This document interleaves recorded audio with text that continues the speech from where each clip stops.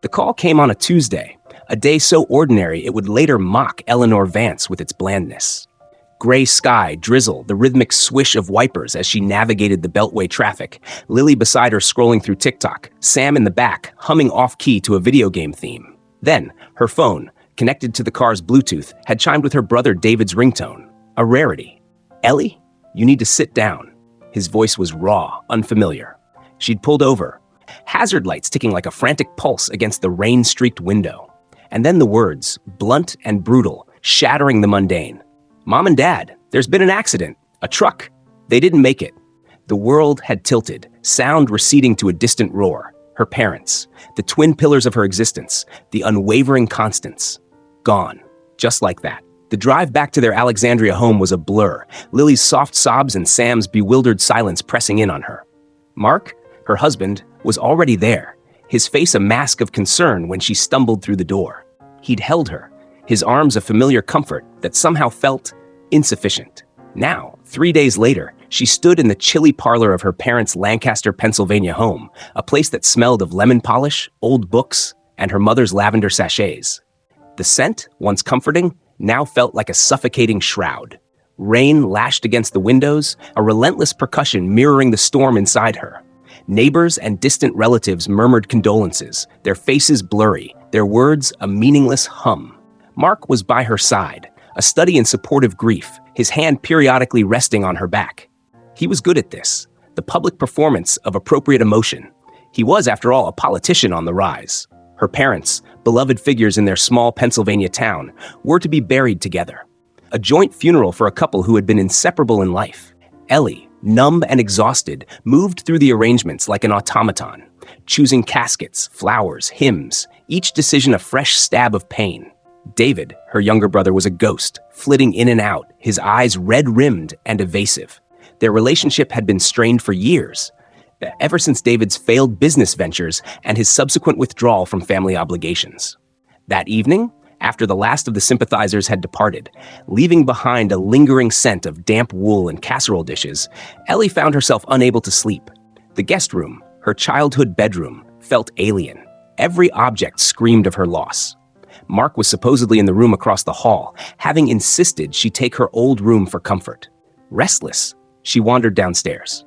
The house was quiet, steeped in a sorrow so profound it felt like a physical presence.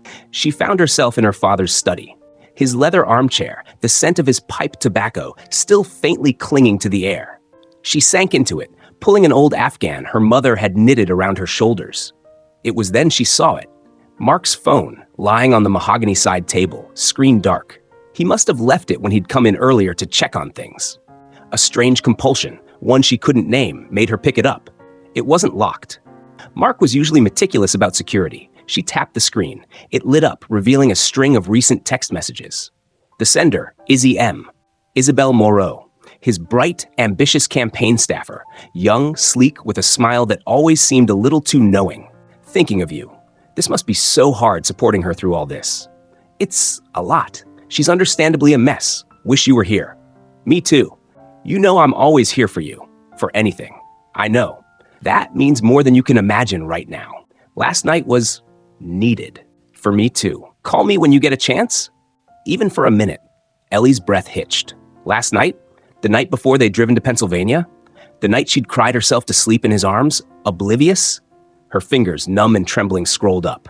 More messages. Flirtatious, intimate, planning clandestine meetings disguised as late work nights.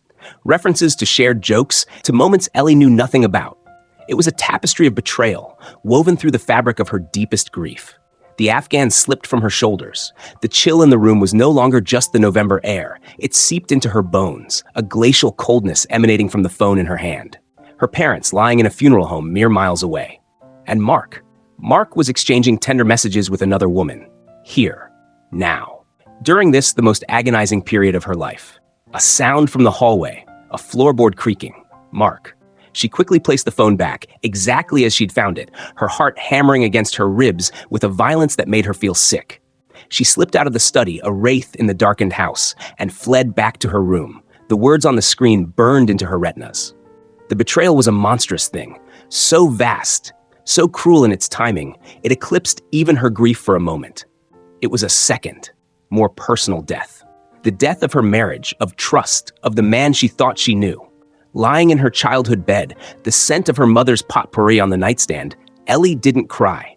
A strange, terrifying calm settled over her. The shock was so profound it bypassed tears and went straight to a cold, hard knot in her chest. The funeral, the next day, was an exercise in surrealism. She stood beside Mark, accepting condolences, her face a carefully composed mask. His arm was around her waist, a proprietary gesture that now felt like a brand. She could feel the heat of his body, the faint scent of his cologne, and all she could think of were those texts. Last night was needed. Each sympathetic gaze, each whispered, "He's such a good husband, so supportive," was a fresh twist of the knife. She saw Izzy Moreau's name flash in her mind's eye, a smiling, predatory phantom. The image of them together, while she mourned, was a visceral violation. During the eulogy, as the minister spoke of her parents' enduring love, Ellie felt a tremor begin deep inside her. It wasn't sorrow, it was rage, a cold, crystalline rage that was terrifyingly clear. As her parents' caskets were lowered into the damp Pennsylvania earth, something within Ellie was buried too. Her softness, her capacity for easy forgiveness, the naive belief in the sanctity of her own vows. What rose from that grave was something harder, something determined. She looked at Mark, his handsome face etched with a convincing semblance of grief as he tossed a rose onto her mother's casket. And in that moment, beneath the gray, weeping sky, surrounded by the scent of lilies and damp soil, Eleanor Vance made a silent vow. He would pay. They would all pay. The return to Alexandria was a descent into a muted hell. Their colonial-style house, usually a haven of warm light and familial chaos, felt like a stage set for a play in which she no longer knew her lines. The meticulously tended garden, her mother's prized roses just pruned back for winter, seemed to mock her with their dormant promise of future blooms. Lily and Sam, sensing the shift in the emotional atmosphere, even if they didn't understand its cause, tiptoed around her, their young faces etched with a new anxiety. Mark tried to bridge the chasm that had opened between them. "Ellie, talk to me." He'd plead, his voice laced with that earnest charm that had once captivated her, that now curdled her stomach. "I know this is unbearable, losing them both. I'm here for you." She'd look at him, her eyes flat. "Are you Mark? Are you really here?" The unspoken accusation hung in the air, thick and suffocating. He'd flinch, a flicker of something. Guilt? Fear in his eyes before his politician's mask would slip back into place. "Of course I am. What are you talking about?" She didn't confront him directly. Not yet. The knowledge of his affair was a poisoned dart she kept clutched in her hand, waiting for the precise moment to strike. For now, the shock was still a physical weight, pressing down on her, making each breath an effort. She moved through the days in a fog of unprocessed grief and simmering rage, her interactions with Mark pared down to a chilling civility. The children were her only anchor, and even with them, she felt a terrifying distance, as if observing them through a thick pane of glass. A week after the funeral, the letter arrived from her parents' lawyer. The will reading. Another ritual of loss to endure. They met in a stuffy law office in Lancaster. David was already there, perched on the edge of his chair, looking resentful. Aunt Carol, her mother's sister, was present too, her expression a mixture of sorrow and nervous curiosity. Mr. Henderson, her parents' longtime attorney, a man with kind eyes and a somber demeanor, read the will in a low monotone. The house in Lancaster, the stocks and bonds, the small antique collection her mother had lovingly curated, the bulk of it was left to Eleanor. David received a modest sum, an amount specified as a token of our love, with the hope he finds his way. The air in the room crackled. David's face flushed a dark red. This is an insult," he finally stammered, his voice tight. "They always favored her. Always." Ellie said nothing. She felt a flicker of the old, familiar guilt David's accusations always ignited, but it was quickly overshadowed by a weary numbness. "David," Aunt Carol began, her tone placating, "your parents loved you. They were just practical." "Practical?" David scoffed, pushing back his chair. "They were punishing me. And she—" He gestured towards Ellie. "She gets everything." As usual. He stormed out of the office. Ellie signed the necessary papers, her hand steady. The inheritance, substantial as it was, meant little to her in that moment. It was just another complication, another weight. But as she drove back to Alexandria with Mark, a silent, tension-filled journey, a new thought began to take root in the barren landscape of her mind. The inheritance. Her parents' legacy. David, in his bitterness, might contest it. He'd always been impulsive, easily influenced.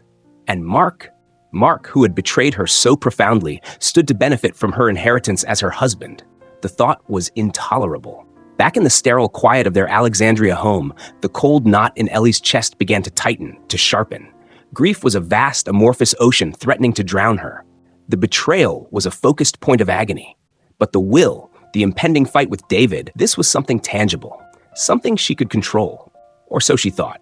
That night, Ellie didn't sleep. She sat in her darkened living room, the glow of her laptop screen illuminating her pale face. Instead of researching grief counseling or support groups, she was researching probate law, inheritance disputes, and divorce attorneys. A new, chilling purpose began to dawn. She would protect her parents' legacy from David's bitterness. Yes. But more than that, she would ensure Mark never saw a penny of it. And Isabel Moreau? She would find a way to make her pay, too. The anger so long suppressed began to morph into a calculated coldness. Revenge. The word tasted like ash in her mouth, yet it offered a perverse kind of solace, a focal point in the overwhelming chaos of her emotions. It was a shield against the crushing weight of her sorrow, a weapon against the man who had shattered her world at its most vulnerable point. The transformation in Ellie was subtle at first, then chillingly pronounced. The warmth that had once defined her receded, replaced by an icy resolve. Her quiet strength became a brittle hardness. Her home, once a sanctuary of familial love, morphed into a command center for her burgeoning war on two fronts: the impending legal battle with David over the inheritance, and the clandestine campaign to dismantle Mark's life. Sleep became a casualty. The early hours of the morning found Ellie hunched over her laptop, the blue light casting long, distorted shadows on the walls of the den. She meticulously documented Mark's movements, his schedule, his contacts. She learned to use online search tools with a frightening proficiency, piecing together fragments of Isabel Moreau's life, her ambitions, her social circle, her vulnerabilities. The art curator's eye for detail, once used to assess Renaissance paintings, was now ruthlessly applied to dissecting the lives of her enemies. The inheritance dispute with David escalated quickly. True to his threat, he hired a lawyer, a brash, aggressive man from Philadelphia, who fired off letters filled with accusations of undue influence and parental favoritism. Ellie, in turn, engaged Chloe Davis, her oldest friend.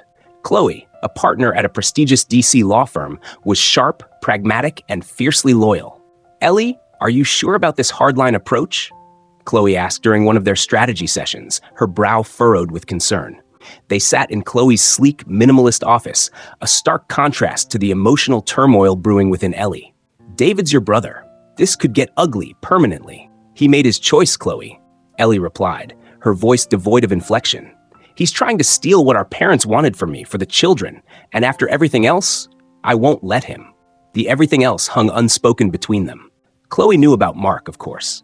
Ellie had confessed the raw, brutal truth in a late-night call, her voice cracking with a pain that had momentarily pierced through her icy composure. Chloe had listened, offering not judgment, but a fierce, protective anger on Ellie's behalf. "Okay," Chloe said softly, her gaze steady. "We'll fight for you." "But Ellie, this isn't just about the money, is it?" Ellie's jaw tightened.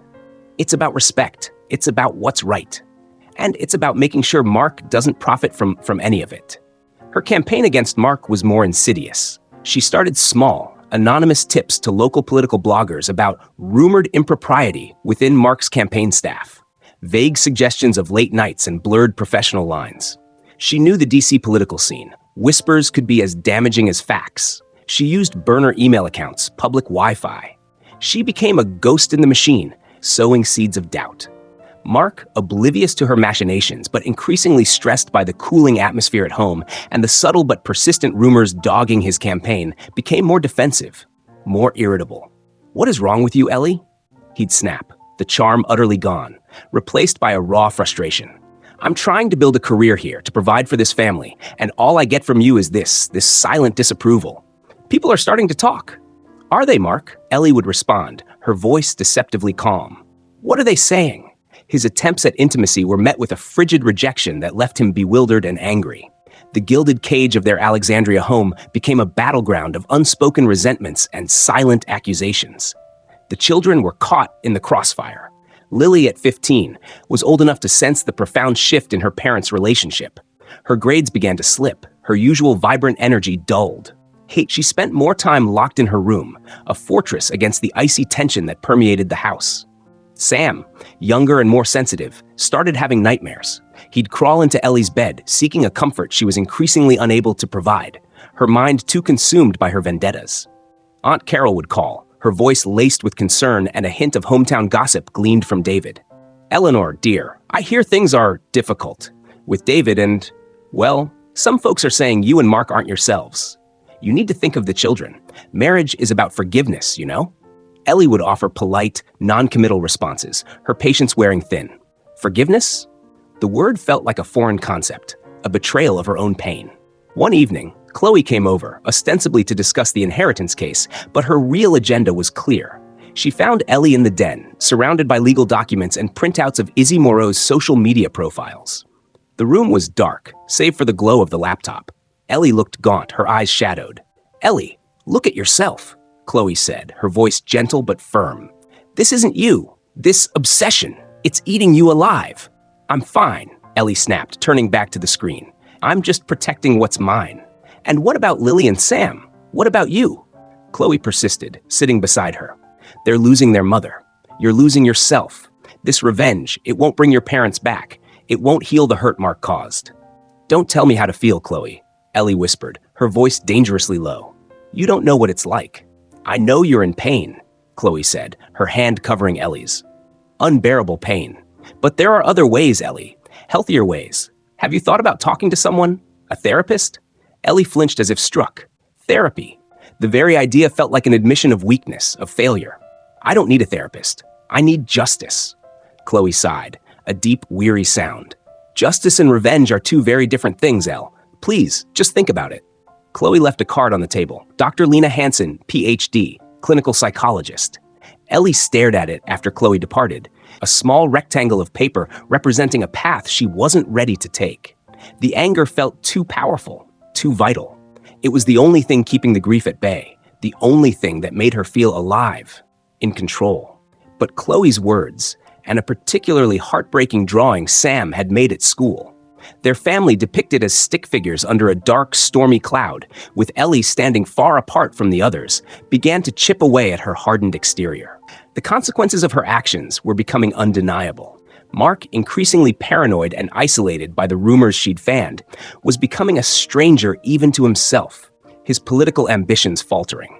David, fueled by his own sense of injustice and perhaps by Ellie's unyielding stance, was digging in his heels, promising a protracted and messy court battle. Reluctantly, driven by a sliver of her former self that recognized the damage she was inflicting, Ellie picked up the phone and made an appointment with Dr. Hansen. The initial sessions were exercises in deflection and justification. Ellie recounted her story, the loss, the betrayal, with a detached coolness, presenting her actions as logical, necessary. Dr. Hansen listened patiently, her calm, insightful questions gently probing the layers of Ellie's anger. "It sounds like you've experienced an unimaginable series of losses, Eleanor," she said in her soothing voice. "And it's natural to want to regain a sense of control when your world has been so violently upended." "I am in control," Ellie insisted, though even to her own ears, the words rang hollow. "Are you?" Dr. Hansen asked gently. "Or is the anger, the need for revenge, controlling you?" The crisp Virginia autumn had given way to the bleak, biting cold of deep winter. The meticulously kept gardens of Alexandria were skeletal, mirroring the barrenness Ellie felt within. The inheritance case was lumbering towards a court-mandated mediation, a last-ditch effort to avoid a public trial. Mark's political campaign, once gleaming with promise, was now limping, shadowed by persistent, unsubstantiated rumors about his judgment and personal conduct. Ellie had seen to that, with carefully timed anonymous emails to key party figures and influential donors, hinting at indiscretions without providing concrete proof. The beauty of it, she'd thought with a chilling satisfaction, was that Mark and Izzy's actual affair provided a kernel of truth that made the insinuations stick. The mediation was scheduled for a frigid January morning in a neutral downtown DC office building. Ellie dressed with care, choosing a severe charcoal suit, her armor for the battle ahead. Chloe, ever the steadfast ally, was by her side. David arrived with his lawyer, looking pale and defiant. Aunt Carol was there too, a self-appointed peacekeeper, her face etched with anxiety.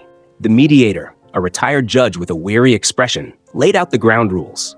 The initial hours were a tense back and forth of legal arguments, offers, and counteroffers. David's lawyer painted Ellie as grasping and vindictive, while Chloe coolly dismantled his arguments, pointing to the clear intentions in their parents' will. Then, the mediator suggested they speak to David and Ellie separately. When David returned to the main room, his composure had cracked. His voice, when he finally spoke directly to Ellie, was raw with a pain she hadn't anticipated. "It was never just about the money, Ellie," he said, his gaze fixed on her. "It was about them, Mom and Dad. They wrote me off years ago, after the business failed, after I disappointed them. This will, it was just the final confirmation. Don't you see? I just wanted some acknowledgement that I mattered too." His words, stripped of their earlier bluster, hit Ellie with an unexpected force. She saw not just an adversary, but her brother, wounded and lost, still a boy in many ways, seeking a validation their parents, in their well-intentioned but perhaps flawed practicality, had withheld. For a fleeting moment, the ice around her heart seemed to thin. Meanwhile, another drama was unfolding across town. Mark was due to give a keynote speech at a major party fundraiser that evening, an event seen as crucial for reviving his flagging campaign. Ellie knew this. She also knew that a prominent political columnist, one she had anonymously cultivated with hints about Mark's questionable associations, was planning to publish a piece that morning. As the mediation dragged on, Chloe's phone buzzed. She glanced at it, her eyes widening slightly before she quickly composed her expression. During a short break, she pulled Ellie aside. The column dropped. Chloe said quietly, "It's potent. It doesn't name names, but it strongly implies an inappropriate relationship between Mark and a junior staffer, citing numerous sources close to the campaign. It questions his fitness for office, his judgment." A grim satisfaction flickered within Ellie. Her plan was working. Mark would be humiliated. Izzy, implicated, would likely be forced to resign. "Good," Ellie said, her voice flat. But as she sat back at the mediation table, David's pained face swam before her eyes. "I just wanted some acknowledgement that I mattered too." Her victory over Mark, which she could sense was imminent, suddenly felt different, less triumphant. Later that afternoon, Mark called. His voice was a wreck, tight with panic and fury. "Ellie, have you seen this? This article? It's a disaster. They're trying to destroy me. Izzy's beside herself. The campaign manager is talking about damage control, about her needing to step down." Ellie listened, her own carefully constructed walls beginning to feel uncomfortably constricting. She could hear the genuine desperation in his voice, the shattering of his ambitions. And for the first time, she saw him not just as the villain who had betrayed her, but as a flawed, ambitious man brought low, partly by his own egregious errors, partly by her calculated malice. That evening, Ellie was home when the news alerts started pinging on her phone. Mark's fundraiser speech had been a catastrophe. He'd been visibly rattled, fumbling his lines, his usual charisma replaced by a deer-in-the-headlights terror. The Q&A afterwards had been brutal, with reporters pressing him on the thinly veiled allegations in the morning's column. Izzy Moreau, it was reported, had tendered her resignation from the campaign that afternoon. Ellie watched clips of it online. Mark, looking diminished, broken. The image didn't bring the surge of satisfaction she had anticipated. Instead, a hollow ache spread through her chest. She saw Lily and Sam watching her, their young faces reflecting a confusion and fear that mirrored her own dawning unease. Lily, pale and quiet, put a tentative hand on her arm. "Mom? Is Dad okay?" The question, so simple, so innocent, lanced through Ellie's carefully constructed defenses. She looked at her daughter, at the genuine worry in her eyes, and then at Sam, who was nervously chewing his lip. These were the casualties of her war, the unintended victims of her quest for retribution. Dr. Hansen's words echoed in her mind. Is the anger, the need for revenge, controlling you? Witnessing David's raw pain, hearing the unraveling of Mark's life, seeing the fear in her children's eyes, it was a confluence of consequences.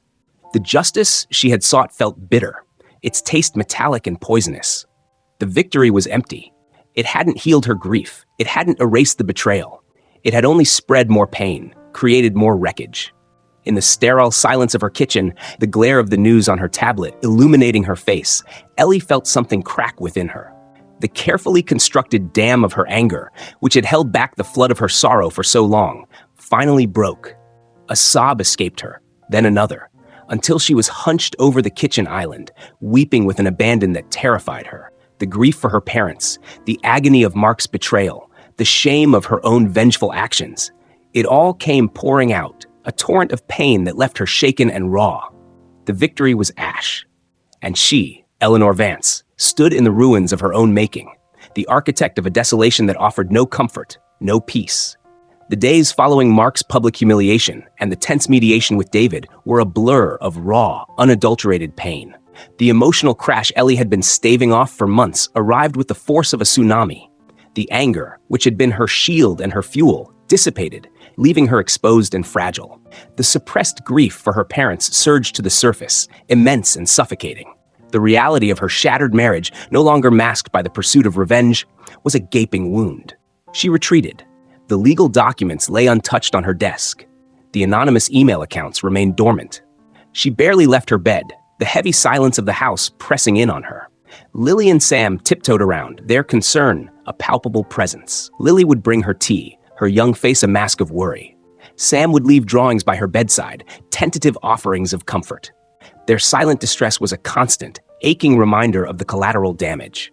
One bleak afternoon, as a cold winter rain lashed against the windows, mirroring the storm inside her, Ellie found Chloe's card. Dr. Lena Hansen. With trembling fingers, she dialed the number. "Dr. Hansen? It's Eleanor Vance," she managed, her voice hoarse. I think I need to come back." This time, the therapy sessions were different. The detachment was gone, replaced by a vulnerability that was both terrifying and liberating. She wept, she raged, she confessed her deepest fears and shames. Dr. Hansen listened with that unwavering calm, offering not absolution, but understanding. She helped Ellie unpack the layers of her trauma, the sudden, devastating loss of her parents, the brutal timing of Mark's betrayal, the subsequent unraveling of her carefully constructed life. "Revenge, Eleanor," Dr. Hansen said gently in one session, "often feels like a way to reclaim power, to balance the scales. But it's a counterfeit power. True strength lies in acknowledging the pain, processing it, and then choosing a path towards healing, not further destruction." Slowly, arduously, Ellie began to crawl out of the abyss. She started with small steps. One afternoon, she found Lily staring blankly at her calculus homework, frustration etched on her face. Instead of retreating to her own misery, Ellie sat down beside her. "Let me see," she said softly. They worked through the problems together, a fragile bridge of normalcy rebuilt in the quiet of the afternoon. With Sam, she started reading his favorite adventure stories again, his small hand clutching hers, a silent reassurance. These small acts of connection were lifelines, pulling her back towards the surface. Chloe became her rock. No "I told you so's," just unwavering support. They took long walks along the Potomac, the crisp winter air clearing some of the fog in Ellie's mind. "You're strong, Elle," Chloe would say. "You'll get through this. Not around it, but through it." The conversation with Mark was inevitable. He called, his voice subdued, stripped of its usual bravado. "Ellie, can we talk? Not about us, not right now, but about the kids, about what happens next." They met at a quiet coffee shop, a neutral territory. He looked older, tired. The political ambition that had once burned so brightly in his eyes was banked, perhaps extinguished. "I messed up, Ellie," he said, his gaze fixed on his coffee cup. "Horribly. There's no excuse for what I did, especially when I did it. I was lost, selfish." Ellie listened, surprised by the absence of her former rage. In its place was a profound sadness, a weary understanding of human frailty, his and her own. "The campaign's over," he continued. "Izzy's gone. It's all a wreck." He finally looked at her. "I'm not asking for forgiveness. I don't want the kids to suffer any more than they already have. We need to figure out how to co-parent, how to give them some stability." "Yes," Ellie agreed, her voice quiet but firm. "We do, for them." It wasn't reconciliation, not even close. But it was a beginning, a step away from the battlefield. The hardest step was reaching out to David. She called him, her heart pounding. "David, it's Ellie. Can we talk? Just us, no lawyers."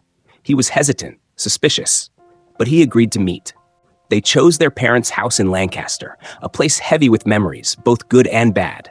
They walked through the silent rooms, the scent of lavender and old wood a poignant reminder of all they had lost. "I'm sorry, David," Ellie said, finally breaking the silence in their mother's sunroom. "I'm sorry for how I handled things. For not hearing you. Mom and Dad, they loved you. I know they did. Maybe they didn't always show it in the way you needed." Tears welled in David's eyes. I missed them so much, Elle, and it felt like they were leaving me behind all over again." They talked for hours that day. truly talked for the first time in years. About their parents, their childhoods, their own hurts and misunderstandings. The anger between them slowly began to dissipate, replaced by a shared grief and a tentative understanding. The path to resolution was neither swift nor seamless, but it was a path Ellie now walked with a different kind of determination. Not for revenge, but for peace. The inheritance dispute with David found its way to a compromise. Ellie, realizing the house in Lancaster held too many painful recent memories for her to live there, suggested a solution.